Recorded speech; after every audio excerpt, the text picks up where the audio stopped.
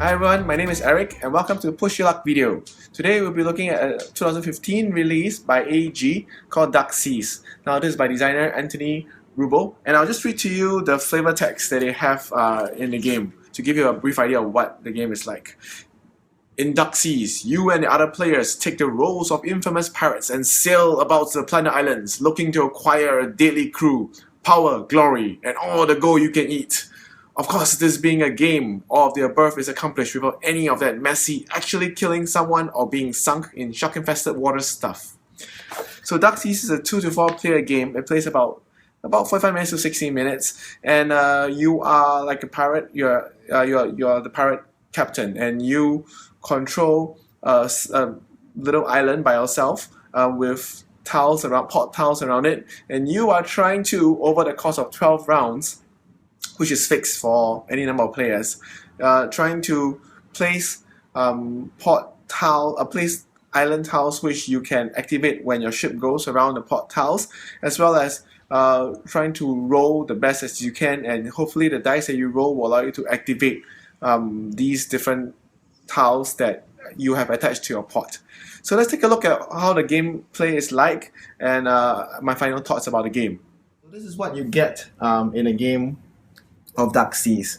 Now we will start with the components first. The tiles are quite good quality tiles. You can see that each of these plunder tiles, they'll have a name. The art is really nice. It helps to tell you what the tile is about. The action ability, the scheme section. So there's two abilities. This action will only activate if you have placed the plunder tile onto your pot tile, and this ability will be activated during the scheming phase of a round. There are some tiles with no scheming part. So for example, like this one, you see that there's this action that can happen when this becomes a plunder tile that you put onto the pot, and it's just flavor text below. So these are very nice tiles. Each player will have one pirate ship as well as a pirate captain. All right. The tiles will be set up. The starting tiles will be set up in this way. Each player will have his own blue, for example, for this case will be blue tile, starting tiles, and they'll have 6 different colors, pot tiles around it. It's randomly determined. There's I think you could play it identical, everyone is identical, but that would be a very odd game. So it's best if you randomly just put all around your main tile.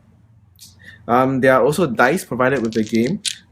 During each round when you're rolling the dice, you'll be rolling 4. This is just extra in case there are certain tiles that ask you to roll extra dice. Now you need to take note that the game, I think the first printing came with wrongly printed dice. The colors are okay, but the icons were wrong. So when we first played it, there were quite a lot of confusion. We're wondering, what do the icons mean? Why do the colors match but the icons do not make sense? So there was a lot of confusion. Only when I went to BGG, then I realized that, oh, the dice were wrong. So you can actually now send an email to Elderac or AG, and then they will send you the actual dice. So I got my corrected dice now. But that's quite a big boo-boo, I feel, on a bit. I mean, it's a very big company, and to make such a mistake is unfortunate. You also get all these are treasure tokens. At the end of the game, if you collect the same sets, all right, you get a number of points. There are also money. All right, so these are like 3 doublons, and these are like 1 doublons. There are also pirates, which you'll be putting onto your pot tile because they'll give you points. These are like, the black ones are the elite pirates, and the non-colored ones are the normal pirates. And there's a round board where this is the round marker. You keep track how many rounds there are. Regardless of the number of players you have, this Dark Seas will always last 12 rounds. And then you'll have you place your chit on the score marker, which is around the board. Another unfortunate thing is that the score marker is too big for this board. So if you're playing the full complement of 4 players, all the score markers will be kind of jostling each other for space, and you need to pay attention, because if someone accidentally pushes the board or shifts the board and the markers get push out of place, you might have a hard time trying to remember where they were previously. So I feel that this could have been bigger. Another smaller thing would be that you place the pirates onto the pot tiles themselves. The squares that denote that you can place the pirates are actually too small. So, but it's not a problem because other than the color, you can kind of ignore the rest of the pot tile. You can just put them anywhere you want. But it's just these are the small little things that was a bit was slightly irritating when you play the game. If you look at the round board as well, like the player 8 is listed here, but it's upside down. I'm not sure why, because it would have been better if like the round and the player 8 or the round 8 were facing the right direction. So I'm not sure why it was done this way. But anyway, let's move to the how to play the game. So when you play at the start of the game, each player will again have this tile. So there's a main central tile, and then there's 6 different colors that you randomly put around the main central tile. You also have 2 starting tiles. The dive bar you put below, and the barkeep you put on at the 2 o'clock region. Each player will also have 4 of these plunder tiles. They will have a draw from the plunder tile stack. All right. Then each player will decide one of them to have. We'll put them down at the 10 o'clock area and then discard 1, keeping 2. So that's how you start the game. Each player will also randomly draw one of these treasure tokens. You can look at it and then put it face down again. And 3 doublons to start. Then whoever is active player will start the game. Now, in each round, I will now flip this over so you can see the player 8. Now in each round, this is what will happen. So at the first round, whoever's active player will take 4 dice, alright, roll and re-roll your dice. So what happens is the active player will take 4 dice, roll them. Now the active player can then choose any number of dice to re-roll, but you can re-roll it once. After you roll it once, that's it. You cannot re-roll again. After that, scheme with plundered tiles. Starting with the active player will look at their tiles and see whether they want to use this bottom part of the plunder tile. Now to use this bottom part, as long as one of the dice have your icon, you'll be able to get the corresponding reward. So in this case, if one of the dice has the blue gun icon face up, which in this case there is, then I'll be able to get 1 money. The way to get this is, if there was 2, alright, I will get 2 money instead of just 1 money. Now if, for example, I had another blue tile, another thunder tile like this that has something else, 1 can be activated. He used to activate for this one, and the other one used to activate for another one. But I'll still get 2 because I will just need, at least as long as I have 1 dice to activate one of them, that's fine. Then the amount of reward is how many of the blue dice there are in this example. So that's scheme with plunder tiles. Whatever tiles you use to scheme, you will discard out of the game. Put in the discard pile. So in for phases 2 to 5, starting with active player, you do the action. Then after the next player do the action, next player do action, next player do action, and then after you move to phase 3 and do the same thing again, and so on and so forth. In the rules, it wasn't clearly stated, so this is part of the errata that AG has posted on BGG.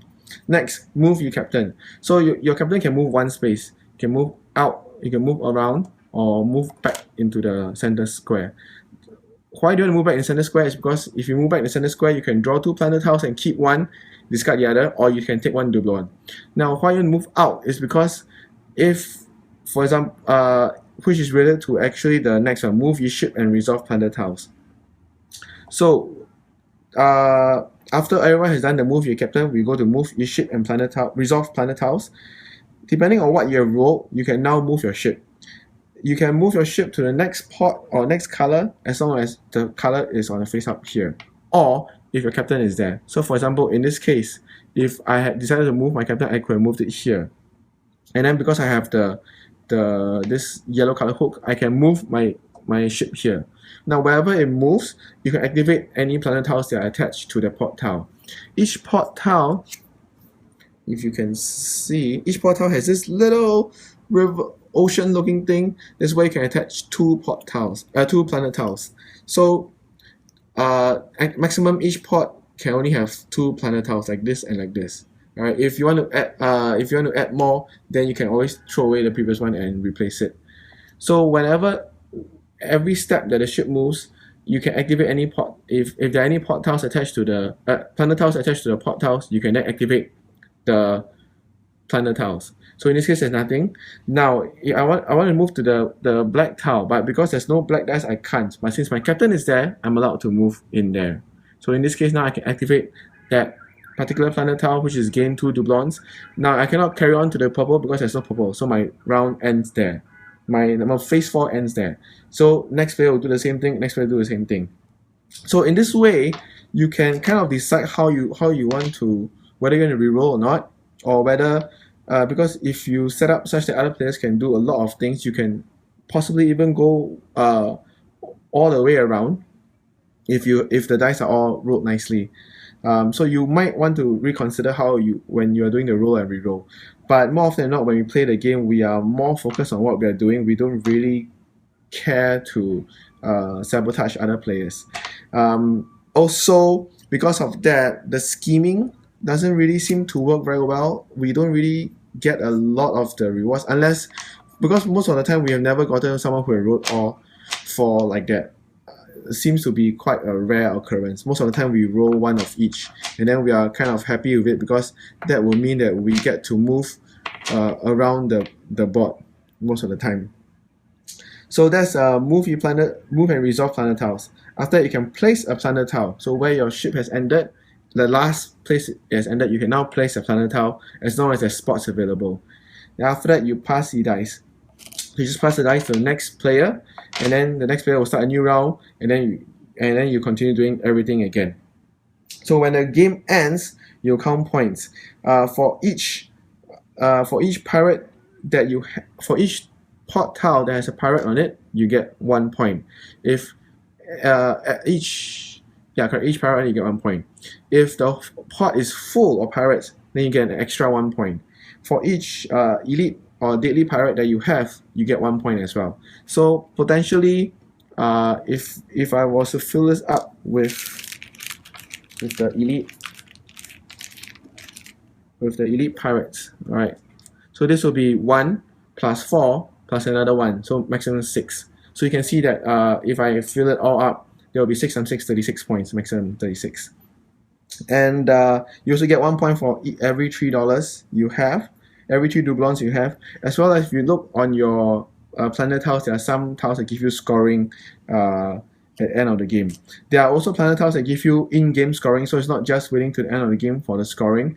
But because of the small scoreboard, that kind of makes it a bit tricky. You also get points for the identical treasures that you get when the game ends. So whoever has the most points will win the game. So that's Dark Seas. Let's go to my final thoughts.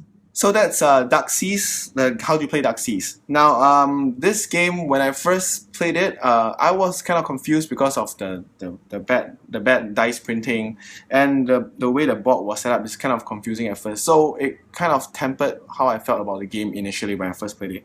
But after we got around to playing it, it was pretty okay. The way it is, but it's more like a solitaire puzzle in a way. There are planet tiles. There are cases where you can interact with other players. There are planet tiles that allow you to, the powder keg allows you to, you could potentially remove planet tiles from other players' island. So the island is kind of like a player's tableau where I'm building up my engine in a way, so that if I can move around as much as I can activate them and then build an engine from there. One of my classmates managed to build a very nice engine where every round he got like 5 points or so. As long as he discards like a doublon, he gets points. So that was a lot of points, and we found it quite difficult to catch up with that person once the engine was built up. There is a fair amount of randomness in the game.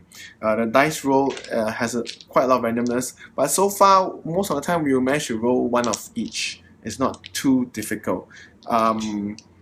So it kind of lowers the impact of scheming. Initially we thought scheming would be very important, but scheming kind of discards away your planet tile as well. So if the planet tile could be useful to put onto the board, especially in the initial starting few rounds of the game, you are very unlikely to start to use it as scheming. Scheming happens more often nearer to the end of the game, where we do not need to put any more planet tiles because we can't possibly activate them anyway.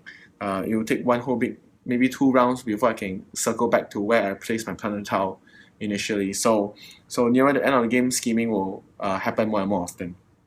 Getting planet tiles is important because they'll give you more options into placing them onto the board, but at the same time the planet tiles are also random. What you get is random, so you may not have the right planet tiles to give you a lot of synergy to build your own engine. But there are enough of the tiles to go through and enough duplicates to help you to mitigate that. When we played it 3 players, we went for different strategies. I went for trying to get as many pirates as I can, and another one of my classmates went for getting the treasures to get points, and another one just focused on building engine to get doublons, which can convert into points. So there are quite a few different ways to paths to victory. Of course, only one of them won. So it's just that there are just many different ways of playing the game.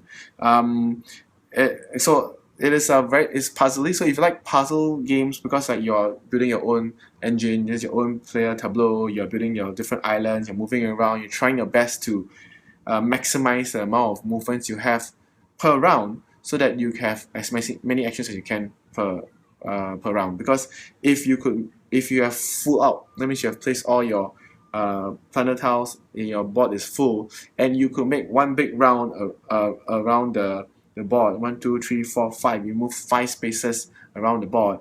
That would mean that you have 10 possible actions per round. So that's a lot of things you can do, and it will definitely give you a lot of points. So it is something that I would say you try before you buy.